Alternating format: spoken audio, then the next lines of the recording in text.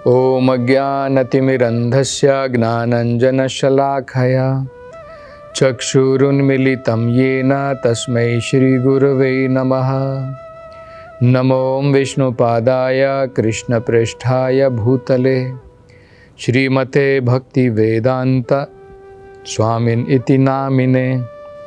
नमस्ते सरस्वते देवे गौरवाणी प्रचारिणे निर्विशेषा शून्यवादी पाश्चात्य देशतारिणे। जय श्री कृष्ण चैतन्य प्रभु नित्यानंद श्री अद्वैत गदाधर श्रीवासदि गौर भक्तवृंद। हरे कृष्णा कृष्ण कृष्णा हरे हरे, हरे रामा राम राम हरे हरे। हरे कृष्णा। तो अब भगवान कपिल माता देवहूति को उस अष्टांग योग के विधि के बारे में जो वर्णन कर रहे थे, अब उसका सबसे महत्वपूर्ण अंग बताते हैं। भगवान के ऊपर हृदय के अंदर में परमात्मा के रूप के ऊपर ध्यान लगाना। और अब वो बड़ा सुंदर वर्णन करते हुए भगवान का रूप हृदय के अंदर में कैसा है, परमात्मा का रूप किस प्रकार का है, जिनके ऊपर ध्यान लगाना है, अब वो उसका वर्णन करते हैं। कई बार लोगों के अंदर में ये धारणा होती है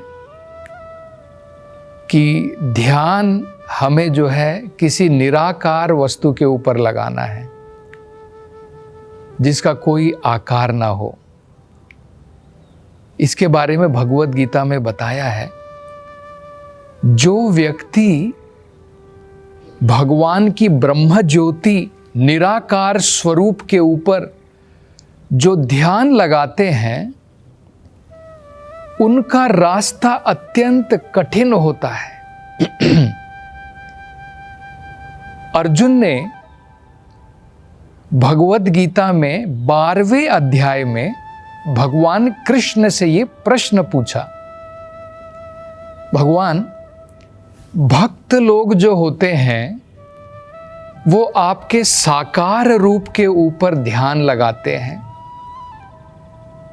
और जो कुछ ज्ञान के जो उपासक होते हैं, जिन्हें मायावादी भी कहा जाता है, निराकारवादी भी कहा जाता है, वो आपके ब्रह्मन के ऊपर, जिसका कोई आकार नहीं है, ब्रह्म ज्योति, उसके ऊपर ध्यान लगाते हैं। इन दोनों में से कौन श्रेष्ठ है? तो भगवान सबसे पहले तो बताते हैं कि जो मेरे दिव्य आध्यात्मिक रूप के ऊपर जो ध्यान लगाते हैं, वो सबसे श्रेष्ठ है। और जो निराकार ब्रह्मन के ऊपर जो ध्यान लगाते हैं, वो भी अंत में मेरे पास ही पहुंचते हैं, लेकिन उनके लिए अवधि बड़ी लंबी हो जाती है।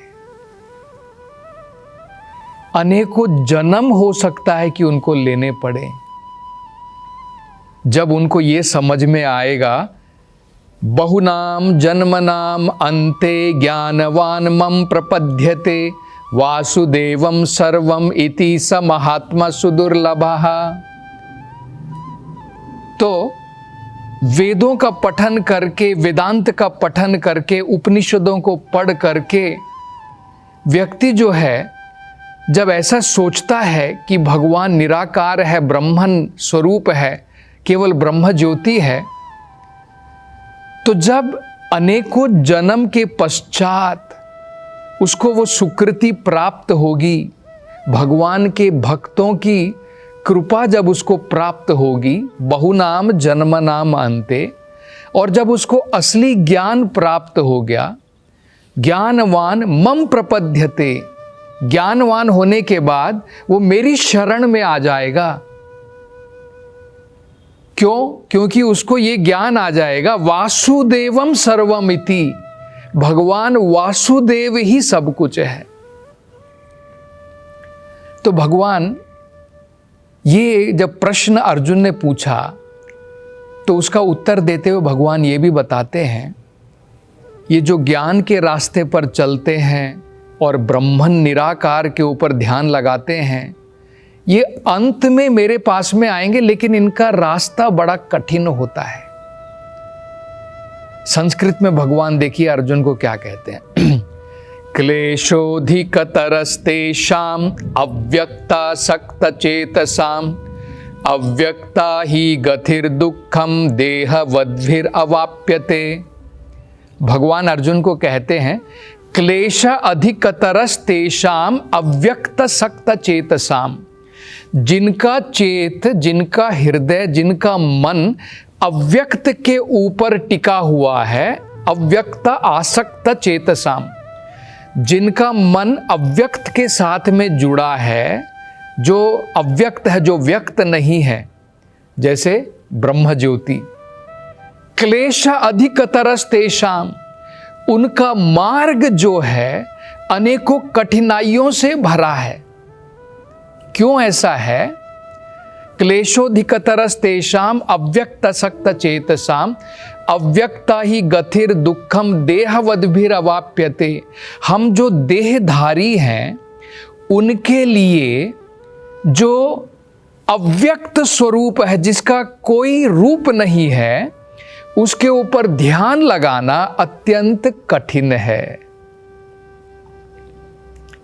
तो भगवान जो है बड़ा क्लियरली बताते हैं कि जो मेरे साकार रूप के ऊपर, दिव्य रूप के ऊपर जो ध्यान लगाता है, वो व्यक्ति आसानी से भगवान की प्राप्ति कर सकता है और वो श्रेष्ठ है। जो व्यक्ति भगवान के निराकार ब्रह्म ज्योति स्वरूप के ऊपर, जो भगवान के ब्रह्मन के ऊपर जो अव्यक्त रूप है, उसके ऊपर जो ध्यान लगाता है, उनका रास्ता क्लेशों से भरा है, अत्यंत कठिन है, और अंत में बहुत जन्मों के बाद वो वासुदेव भगवान की उपासना करेंगे, तब उनकी समझ में आएगा कि भगवान वासुदेव ही सब कुछ है। तो चैतन्य महाप्रभु इसके बारे में बताते हैं कि जो ये ब्रह्मवादी होते हैं, निराकारवादी जो होते हैं, ये एक प्रकार से भगवान का अपमान करते हैं। भगवान का अपमान कैसे करते हैं? देखिए, अगर मान लीजिए मैं आपको कहूँ आप अंधे हैं तो आपको बहुत बुरा लगेगा। मैं कहूँ आप बहरे हैं, आप कुछ नहीं सुन सकते हैं, आपको बहुत बुरा लगेगा। मैं कहूँ आप लूले हैं, आपके हाथ नहीं हैं, आपको बड़ा अपमानजनक लगेगा। मैं अगर आपको कहूँ आप लंगड़े हैं तो आपको बड़ा अपमानजनक लगेगा। तो यही हम विचार कर सकते हैं, अप्रत्यक्ष रूप से, इनडायरेक्ट रूप से ये निराकारवादी भगवान का अपमान करते हैं, ऐसा सोच करके कि भगवान लंगड़ा है क्योंकि उसके पाँव नहीं है, भगवान लूला है क्योंकि उसके हाथ नहीं है, भगवान जो है निराकार है, अंधा है, उसकी आंखें नहीं हैं, भगवान बहरा है क्योंकि उसके कान नहीं हैं। तो ये एक प्रकार से भगवान का अपमान है। तो अब भगवान कपिल जो हैं बड़े सुंदर तरीके से बता रहे हैं कि योगी को किसी निराकार स्वरूप के ऊपर, किसी ब्रह्म ज्योति के ऊपर ध्यान नहीं लगाना है। उसको किसके ऊपर ध्यान लगाना है? जो भगवान का रूप है, परमात्मा का रूप है, हृदय के अंदर में जो प्रमाणिक रूप है, उसके ऊपर ध्यान लगाना है। और आपको बड़ा आश्चर्य होगा ये सुन करके कि भगवान का रूप कैसा दिखता है। भगवान कपिल भी बता रहे हैं और महात्माओं ने भी बताया है, अनेकों वेदों के अंदर में उसका वर्णन है ये कोई भगवान का किसी ने अपने मन के द्वारा सोच करके भगवान का रूप, भगवान नीले कलर के दिखते हैं, भगवान के हाथ में कृष्ण के रूप में बांसुरी है, उनके हाथ में भगवान के सर के ऊपर मोर का पंख है, ये किसी की इमेजिनेशन नहीं है। किसी ने अपने मन गढ़ंत से भगवान का रूप नहीं रच दिया है। ये जो महान संतों ने भगवान का साक्षात्कार किया है और स्वयं वेद व्यास ने जो भगवान के ही अवतार हैं, उन्होंने वेदों के अंदर में भगवान का रूप कैसा दिखता है, उनके शरीर का रंग कैसा है, उन्होंने कैसे कलर के वस्त्र धारण किए हैं, उनके हाथ में क्या है, ये सब कुछ जो है वेदों के अंदर में बताया है। जैसे ब्रह्मा संहिता में स्वयं ब्रह्मा जी भगवान का जो है उनका वर्णन करते हुए बताते हैं। देखिए वो क्या कहते हैं। वेणुम क्वनंतम अरविंद दलायताक्षाम, भगवान अपने हाथ में वेणु लिए हुए हैं। वेणुम क्वनंतम अरविंद दलायताक्षाम, और भगवान का जो स्वरूप है, अरविंद का मतलब होता है कमल का फूल, कमल के फूल की भांति भगवान अत्यंत सुंदर हैं। जैसे कमल का दल होता है। अब इस भौतिक संसार में भगवान के कंपैरिजन के लिए, भगवान की तुलना करने के लिए, क्योंकि हम तो सोच नहीं सकते कि भगवान कितने सुंदर हैं, तो हजारों हजारों कमल के दल अगर एक साथ में आ जाएं तब भी भगवान की सुंदरता जो है उनसे अत्याधिक है। तो भगवान जो है हाथ में बांसुरी लिए हुए हैं, और भगवान का कलर कैसे है, अंबुदा। अंबुदा मतलब जैसे बादल जब बरसने वाला होता है, जो उसका कलर होता है वो भगवान के शरीर का कलर है। वेणुम क्वनंतम अरविंद दलायताक्षम बरहावतम सम असितम बुध सुंदरांगम, भगवान ने अपने सर के ऊपर मोर पंख धारण किया हुआ है, बरहा। और अंबुदा, अंबुदा का मतलब भगवान के शरीर का रंग जो है बादल के बराबर है। तो इस प्रकार से वेदों के अंदर में जो है भगवान की डिस्क्रिप्शन दी है। तो अब यहाँ पर देखिए भगवान कपिल क्या बता रहे हैं। वो कहते हैं किस रूप के ऊपर भगवान के जो है योगी को ध्यान लगाना चाहिए। प्रसन्न वदनम अम्भोजम, जैसे वेदों में भी कहा है प्रसन्न वदनम ध्यायेत, भगवान का जो मुख है वो प्रसन्न वदन है, क्योंकि भगवान आनंद स्वरूप हैं। हमारा फेस जो है हमारे जीवन में बोलते हैं ना, face is the index of your mind. हमारे चेहरे से पता चल जाता है हमारे मन में क्या चल रहा है। हमारे चेहरे को देखकर पता लग जाता है ये व्यक्ति बहुत दुखी है, किसी के चेहरे को देख करके पता लग जाता है ये व्यक्ति बड़ा सुखी है। और कई बार हम लोग बाहर रूप से हंसने का प्रयास करते हैं, बनावटी रूप से, लेकिन वो भी पता लग जाता है। तो भगवान जो है, क्योंकि वो आनंद स्वरूप हैं, तो भगवान के चेहरे के बारे में बताया गया है प्रसन्न वदनम, भगवान हमेशा मुस्कुराते हुए हैं। उस प्रकार के भगवान के जो है मुख के ऊपर, उनके चेहरे के ऊपर योगी को ध्यान लगाना चाहिए। तो प्रसन्नम वदनम अम्बोजा, अम्बोजा का मतलब होता है कि भगवान का मुख जो है बिल्कुल जैसे इस संसार में जो कमल का फूल होता है अत्यंत सुंदर होता है, इस प्रकार से सुंदरता भगवान की जो है। कुंती महारानी भी भगवान की प्रार्थना में इसी प्रकार से भगवान से कहती है नमः पंकज नाभाय। पंकज का मतलब होता है कमल का फूल। भगवान आपकी नाभि कमल के फूल के बराबर सुंदर है। नमः पंकज नाभाय। एक और उदाहरण भी दिया जाता है, क्योंकि भगवान की नाभि से कमल का फूल खिला जिसके ऊपर ब्रह्मा जी का जन्म हुआ, इसलिए भगवान को पंकज नाभा भी बोलते हैं, जिनकी नाभि से कमल का जन्म होता है। तो महारानी कुंती क्या कह रही, नमः पंकज नाभाय नमः पंकज मालिने। आपने जो है पंकज की कमल के फूलों की माला धारण की है, नमः पंकज मालिने। नमः पंकज नेत्राय, आपके नेत्र जो हैं वो भी कमल के फूल के बराबर जो हैं बड़े सुंदर हैं, नमः पंकज नेत्राय। नमः पंकज आंग्रे, आपके चरण कमल भी जो हैं, उसको इसलिए बोलते हैं ना भगवान के चरण कमल, क्योंकि भगवान के चरण भी कमल के बराबर सुंदर हैं।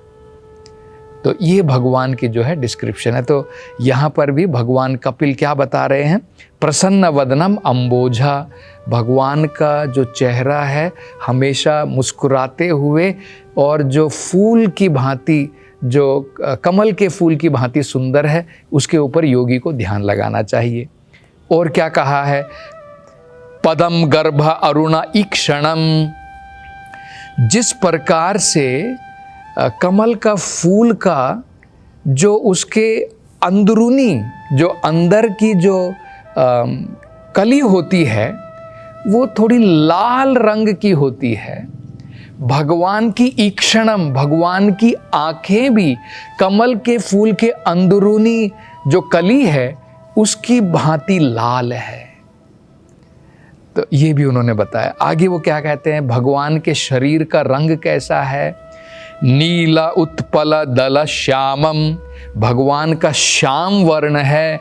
और कैसा है, जैसे कमल के फूल की जो नीली पंखुड़ियां होती हैं उस प्रकार का रंग भगवान के शरीर का है, और उसके ऊपर योगी को ध्यान लगाना चाहिए।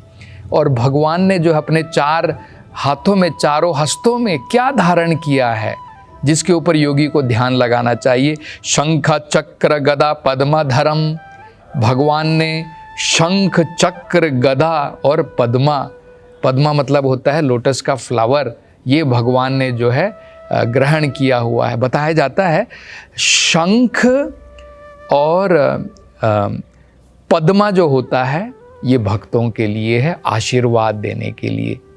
भगवान ने ध्रुव महाराज को आशीर्वाद अपने शंख के द्वारा दिया, और कमल का फूल भी जो है भगवान आशीर्वाद के रूप में भक्तों को जो है उनके इसके द्वारा आशीर्वाद देते हैं। गदा और चक्र जो है वो असुरों के विनाश के लिए है। तो इसके ऊपर जो है योगी को ध्यान लगाना चाहिए। और आगे जो है अब अगली कथा में हम देखेंगे और भगवान के जो है उनका सुंदर वर्णन करेंगे जिसके ऊपर योगी को ध्यान लगाना चाहिए। हरे कृष्णा।